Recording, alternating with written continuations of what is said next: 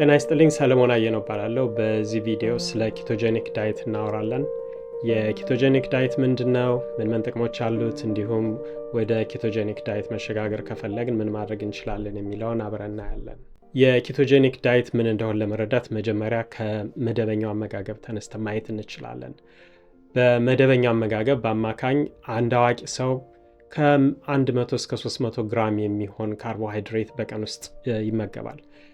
ከ100 እስከ 300 ግራም ካርቦሃይድሬት ማለት ሰውነታችን ከሚፈልገው ወይም መቋቋም ከሚችለው በላይ ነው። ለአብዛኞቻችን የተመገብነው ካርቦሃይድሬት በአብዛኛው ወደ ግሉኮስ ተቀይሮ ደማችን ውስጥ ይገባል። ደማችን ውስጥ ያለው የግሉኮስ መጠን ሲጨምር ደግሞ ብዙ ጉዳቶችን ማምጣት ይጀምራል። ስለዚህ ሰውነታችን ወዲያውኑ የተለያዩ እርምጃዎችን በመውሰድ የግሉኮስ መጠናችን እንዲቀንስ ያደርጋል። እነዛን ከሚያደርግባቸው መንገዶች ውስጥ አንደኛው ለምሳሌ የጡንቻዎቻችን ውስጥ ገብቶ ለኃይል ምንጭነት እንዲሆን ማድረግ ነው። ሌላኛው ደግሞ ወደ ፋት ተቀይሮ ሰውነታችን ውስጥ እንዲጠራቀም በማድረግ ነው። ብዙ ግሉኮስ ደማችን ውስጥ በሚሆንበት ጊዜ ሁሌም በዋነኛነት ሰውነታችን ኃይል የሚያገኘው ከግሉኮስ ይሆናል። ደማችን ውስጥ ያለው የግሉኮስ መጠን ሲጨምር ሰውነታችን በዋናነት የኢንሱሊን ሆርሞን በመጠቀም መጠኑ እንዲቀንስ ማድረግ ይጀምራል። ያን የሚያደርግባቸው የተለያዩ መንገዶች አሉ። ከዛ ውስጥ አንደኛው ግሉኮሱ ለኃይል ምንጭነት ቅድሚያ እንዲያገኝ ማድረግ ነው። ሌላኛው ደግሞ ግሉኮሱ ወደ ፋት ተቀይሮ ሰውነታችን ውስጥ እንዲቀመጥ ማድረግ ነው። ያ ማለት ብዙ ካርቦሃይድሬት ያለው ምግብ እስከተመገብን ድረስ ሰውነታችን በዋነኛነት እስከ 60% ድረስ ኃይል የሚያገኘው ከግሉኮስ ይሆናል። 30% የሚሆነው ከፋት፣ ቀሪው ከ5-10% የሚሆነው ደግሞ ከፕሮቲን ይሆናል። የግሉኮስና የኢንሱሊን መጠናችን ከፍ ያለ እስከሆነ ድረስ ሰውነታችን ውስጥ ብዙ የተጠራቀመ ፋት ቢኖርም እሱን ግን በበቂ ሁኔታ መጠቀም አንችልም። ከዛ ተጨማሪ ደግሞ ትርፍ የሆነው ግሉኮስ ወደ ፋት ተቀይሮ ስለሚቀመጥ ክብደት እየጨመር እንሄዳለን ማለት ነው። ነገር ግን የምንመገበውን የካርቦሃይድሬት መጠን በበቂ መልኩ ብንቀንሰው ወይም ሙሉ ለሙሉ ብናስወግደው ሰውነታችን በዋናነት ከግሉኮስ ኃይል ከማግኘት ይልቅ ከፋት ኃይል ማግኘት ይጀምራል። ካርቦሃይድሬት ከምግባችን ውስጥ ሙሉ ለሙሉ ሲወገድ ወይም በበቂ መልኩ ሲቀንስ ከ60 እስከ 80% የሚሆነው ኃይል የምናገኘው ከፋት ይሆናል። ቀሪው ከ15 እስከ 20% የሚሆነው ከፕሮቲን ሊሆን ይችላል። ከ5 እስከ 10% የሚሆን ደግሞ ሰውነታችን ራሱ ከሚሰራው ግሉኮስ ይሆናል። የምንመገበው የካርቦሃይድሬት መጠን በበቂ መልኩ ሲቀንስ ወይም ሙሉ ለሙሉ ሲወገድ የደማችን ግሉኮስ መጠን ይቀንሳል። እሱን ተከትሎ ደግሞ የኢንሱሊን መጠናችን ይቀንሳል። ኢንሱሊን በበቂ መልኩ በሚቀንስበት ጊዜ ሰውነታችን ኃይል የሚያገኘው በዋናነት ከግሉኮስ መሆኑ ይቀርና ከፋት ይሆናል ማለት ነው። ምግባችን ውስጥ ካርቦሃይድሬት ሙሉ ለሙሉ ብናስወግድ ራሱ ሰውነታችን የሚያስፈልገውን ያህል ግሉኮስ ራሱ መስራት ስለሚጀምር ሁሌም የተወሰነ ካሎሪ ከግሉኮስ ማግኘቱ አይቀርም። ሰውነታችን ፋቲ አሲዶችን በቀጥታ ለኃይል ምንጭነት ከመጠቀም ተጨማሪ የተወሰኑትን ኪቶን ባዲ ወደሚባሉ ሞለኪውሎች በመቀየር ኪቶን ባዲዎችን እንደ ኃይል ምንጭነትን መጠቀም ይጀምራል። በዚህም ጊዜ ሰውነታችን ኪቶሲስ ላይ ሆኗል እንላለን። ስለዚህ ኪቶሲስ ማለት ሰውነታችን ግሉኮስ ከመጠቀም ይልቅ በዋናነት ፋት መጠቀም የሚጀምርበት ስቴት ነው። የኪቶጀኒክ ዳይት ማለት በቀላሉ ሰውነታችን በዋናነት ግሉኮስ ከማቃጠል ይልቅ ፋት ወደ ማቃጠል እንዲዞር የሚያደርገው አመጋገብ ማለት ነው። የኪቶጀኒክ ዳይት ብዙ የጤና ጥቅሞች አሉት። በዘመናዊ ሕክምና ለመጀመሪያ ጊዜ ጥቅም ላይ የዋለው እንደ አውሮፓውያን አቆጣጠር በ1921 ዓ.ም ላይ ነው። ያ ማለት ከ100 ዓመት በላይ ታሪክ አለው ማለት ነው በዘመናዊ ሕክምና። የኪቶጀኒክ ዳይት ዝቅተኛ ወይም ዜሮ ካርቦሃይድሬት ያለው ዳይት ስለሆነ ካርቦሃይድሬት ወይም ከስኳር ጋር ተያይዘው የሚመጡ የተለያዩ ህመሞችን እንድንከላከል እንዲሁም ሙሉ ለሙሉ እንድናስወግድ ይረዳናል። ለምሳሌ የስኳር ህመምን ለመከላከል ይረዳል።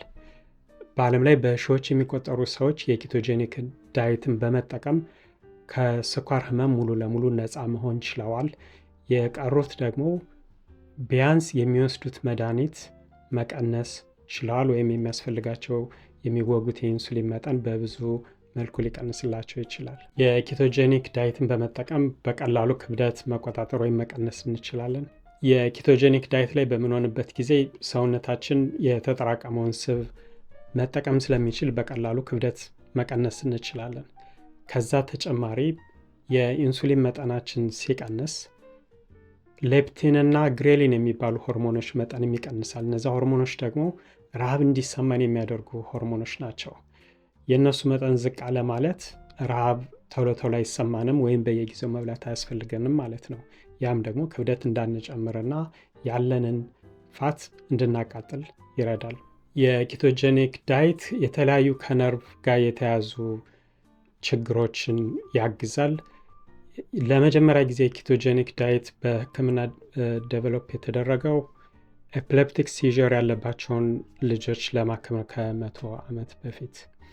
እስካሁንም ድረስ ኤፒሌፕቲክ ሲዥር ያለባቸው ሰዎች ስታንዳርድ የሆነው ሕክምና ትሪትመንት የኪቶጀኒክ ዳይት ነው፣ ዜሮ ካርቦሃይድሬት ዳይት።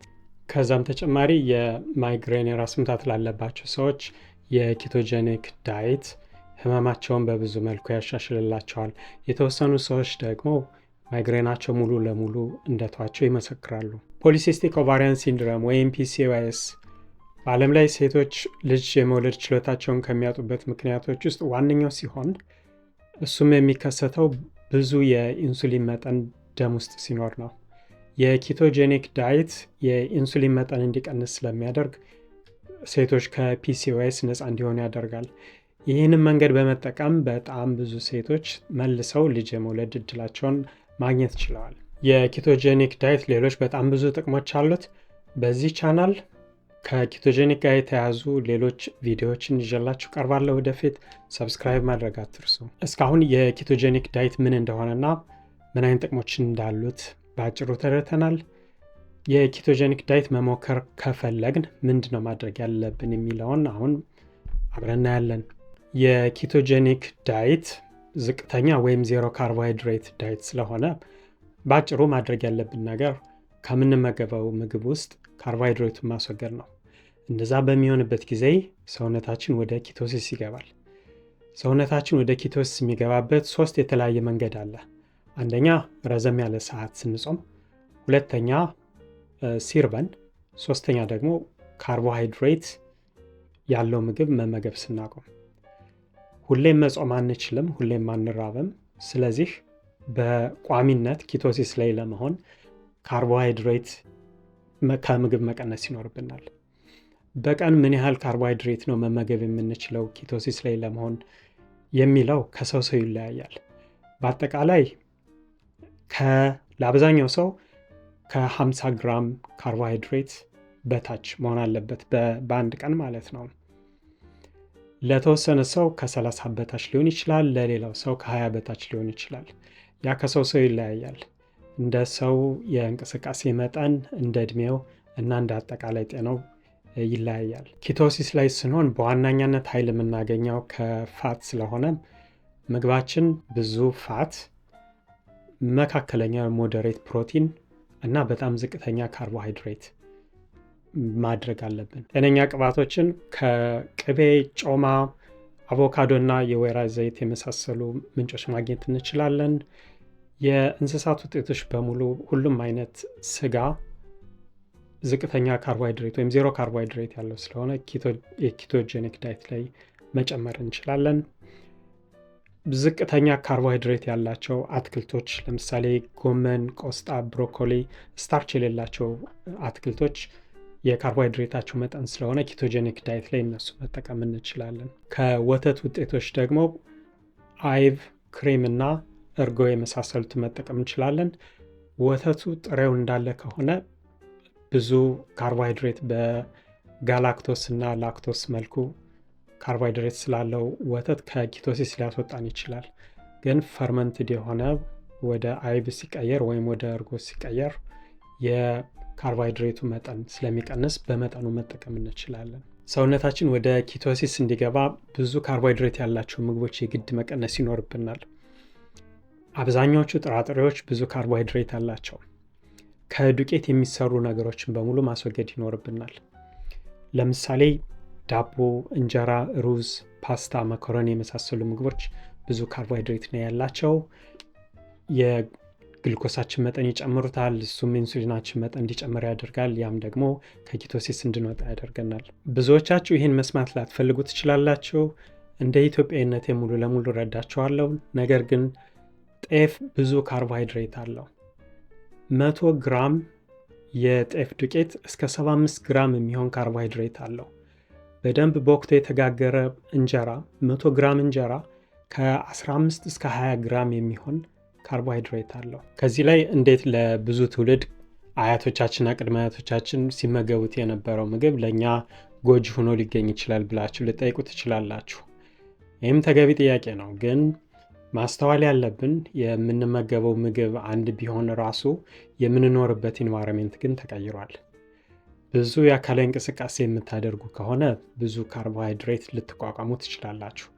ነገር ግን ዘመናዊ አኗኗር የምንኖር አብዛኛዎቻችን ከቤት ወደ መኪና ብቻ ወክ የምናደርግ ወይም ቢሮ ቁጭ ብለን የምንውል ከሆነ ብዙ ካርቦሃይድሬት መመገብ አንችልም። አያቶቻችን ቅድመ አያቶቻችን እርሻ ላይ ነው የኖሩት፣ እርሻ ላይ ነው ያደጉት። ብዙ በእግራቸው ይንቀሳቀሳሉ፣ ብዙ ከባድ ስራ ይሰራሉ። ያ ማለት ብዙ ካርቦሃይድሬት ማቃጠል ይችላሉ። ካርቦሃይድሬት ጎጂ አይሆንባቸውም።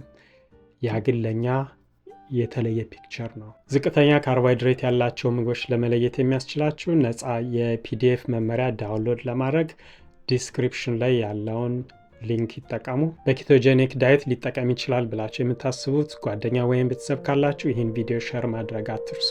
በዚህ ቪዲዮ ያቀረብኩላችሁ ይዘት ጠቃሚ ሆኖ ካገኛችሁትና ተጨማሪ ሰው ቢያየው ይጠቀማል ብላችሁ የምታስቡ ከሆነ ሰብስክራይብ እና ላይክ ማድረግ አትርሱ።